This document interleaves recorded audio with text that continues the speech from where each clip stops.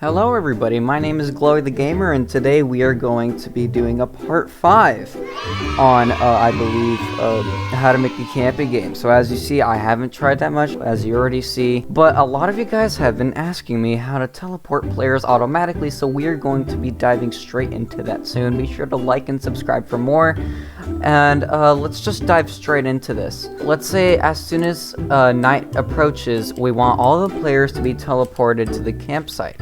So in order to do this, go back to the script we were on in our previous video, which I believe is in Starter GUI. Yep, inside the text label. Alright, see, here's what we've scripted from the last time. What we're gonna do, we're gonna make a new line down here. We're just gonna kind of zoom in a bit. Okay, so we're gonna do for I, comma C in pairs. By the way, guys, Small Alex 2005 helped me script this, so be sure to go subscribe to him. His channel will be in the description. And then you want to do game.players and get children, and then do. And see, we have our first end here, important keyword, and then if c.character. If c.character.torso.cframe isn't cframe.new, this is what we'll work on in a second. Then c.character.torso.cframe equals cframe.new.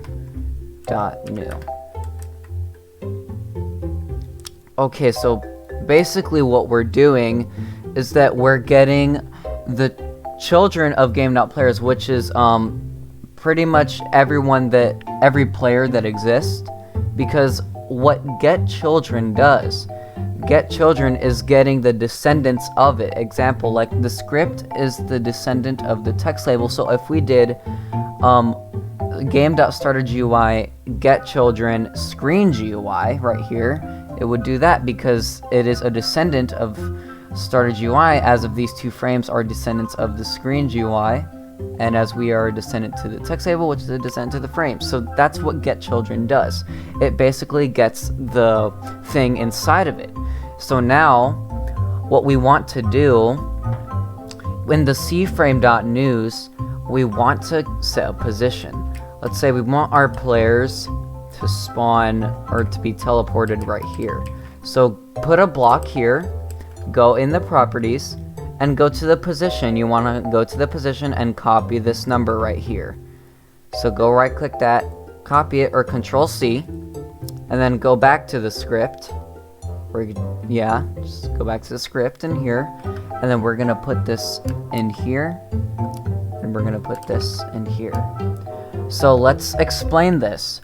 For I, comma C in pairs, game.players get children, we know what that does. Do, so once it gets the children, if c.character.torso.cframe, cframe has to do with position, orientation, and a bunch of other stuff that has to do with, positions. And then isn't cframe, so if they're not in this place, if they're not in this exact spot, then they will be teleported to this exact spot. That's what this is doing. Of course, you can turn this into a function, but better just to be, just to keep it like that. And then now we can test and see if it works. This video we won't be doing much. We'll get into NPCs the next video, because I know you guys have really been asking for that. And that is a rose. And then, oh, look, you see, we just got teleported. Of course, you can make the teleport earlier. I want this to be earlier, so what I'm going to do is I'm going to copy these lines, starting from 4, ending to the second end. I'm going to cut it, and then we are going to paste this Okay, so it does this. Right after it fades out and the screen turns black, we should automatically be teleported. Also, guys, in this video, we're going to make the top bar transparency to 0. Because you see, like, you can still see up here, and we don't want that. We only want players to see what's inside the screen, not what's above it. Should be teleported. Boom. And we got teleported. Alright, so everyone do this. This will not require script at all to change the transparency.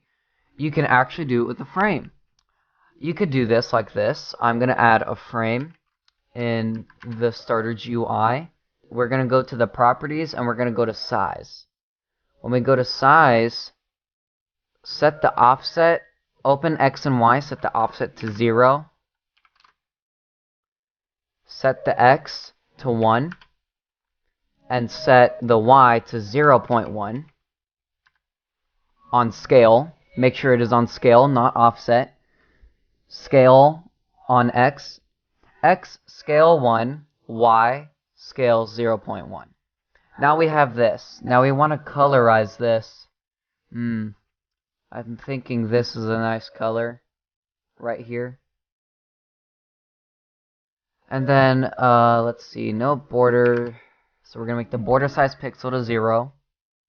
Now we're going to go to position, alright? You're going to open the Y property inside.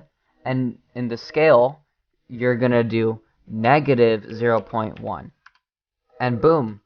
Now when we play the game, we will now have this non-transparent top bar up here. And you can change the color if you want of the frame, and it'll be the color of the top bar. And see, now we did it. And now we don't have to worry about where we are or what we're looking at, because we only see what's over here. So yeah, guys, this is today's tutorial. It wasn't much because I tried to make it as brief as possible, and I tried to explain things the best I could. If you guys have any questions, let me know down in the comments below, and I will be sure to reply to your answer. Now let's just see if this works. Perfect. It is perfect.